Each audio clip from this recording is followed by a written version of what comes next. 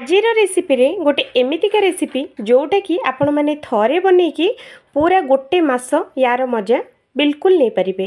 तो यहाँ बनईबाटा बहुत ही सहज। थरे बनईकी मसे पर्यंत यार मजा चाह जलखिया आमर छोट मोट भोकर निहाती यहाँ यूज करें। तो चलतु आज रेसिपी आम स्टार्ट करनवा। तो सबुठ प्रथम मुझे जाइए गोटे कप अटा। तो देखिपे जोटा कि आमर गहम अटा एठी मु दे दूची 2 बड़ चामच एठी मु सुजी दूची जोटा कि क्रिस्पीनेस पई।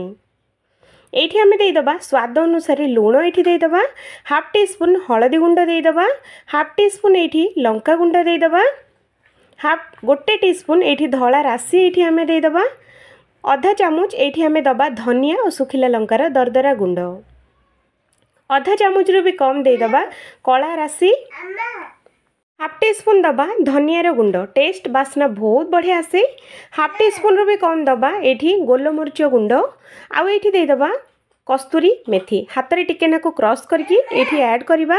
2 चामच तेल एठी हमें दे दबा आउ ये सब जाक बढ़िया से आको मिसई नबा। सांगरे अटाटा को खास्ता भी बनै नबा। गोटे झटकारे दुईटी काम ये आम करवा मिक्स भी हो अटाटा आमर खास्ता भी बनब। वीडियो को लाइक चैनल को सब्सक्राइब न करथिले एबे ही कर दियंतु कारण पर आपण माने भूली जिवे। तो देखो फ्रेंड्स मो अटाटा को बढ़िया से मुझे मिसई देछि। तापरे दुईटी काम मु करछि अटाटा को बढ़िया से खास्ता भी मु कर सारछि। तो देखि परथुबे हाथ रे मुठे धरिला मात्रे मुठे हेउथुबो माने आपण मानकर जो अटाटा पूरा परफेक्ट हेकि खास्ता बनिथिबो।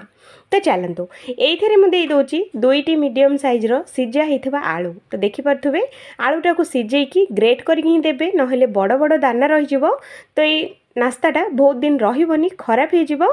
तो ये कथाटा निहाती ध्यान रखिकी आलूटा को आपण मैंने ग्रेट करके दिंतु। तापर हाथ में बढ़िया से आम चकुटी नवा। तापर जेतिकी पानी दरकार हम सेतिकी पानी ही ये ऐड करवा। एकाथर अधिक पानी टोटाल देवेनी नहेले आमर जो अटाटा पूरा पानिया हो।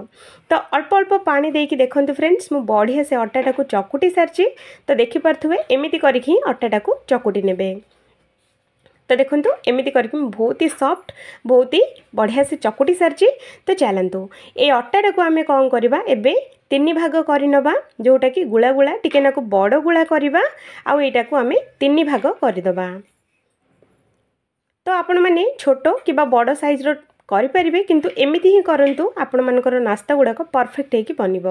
तो गोटे गुला नहीं जावा सुखिला अटा धीरे आको टिके नाको ये करके याको बढ़िया से आम बेली नवा। ना बेसी मोटा ना बेसी पतला मु आपण मानकु देखिबी मु केमिति करके बेलुची। आपण माने भी पूरा परफेक्ट एमती ही बेलिबे देखिबे आमर आपण मानकर भी नास्ताटा बहुत बढ़िया बनब।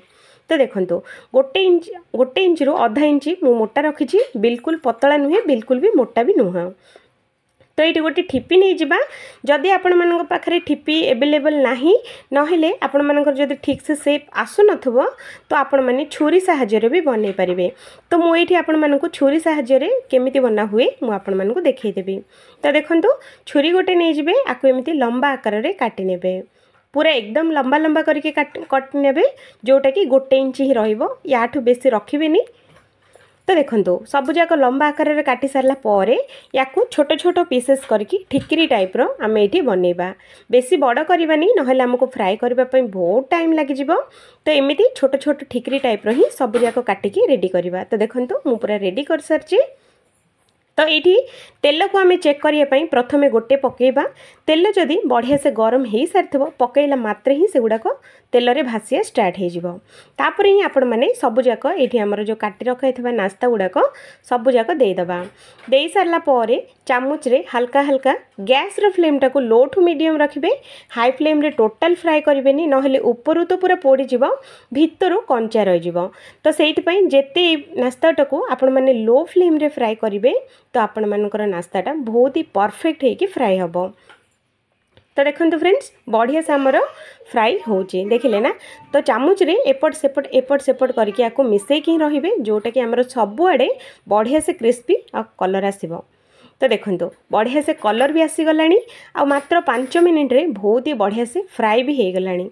तो देखिपे एमिति कलर आसला पर्यंत आपण मानको फ्राई करिया पई पड़िबो। तो यहाँ फ्राए करने बहुत टाइम टोटाल हेनी मात्र 5 मिनिट रे ही एमिति पूरा क्रिस्पी करारा होगी रेडी हो। तो चलतु फ्रेंड्स, तो देखो बहुत ही सुंदर बहुत ही गोल्डन कलर आसीगला। तो चलतु एगुड़ाक सबूक आम ए बाहर करनवा।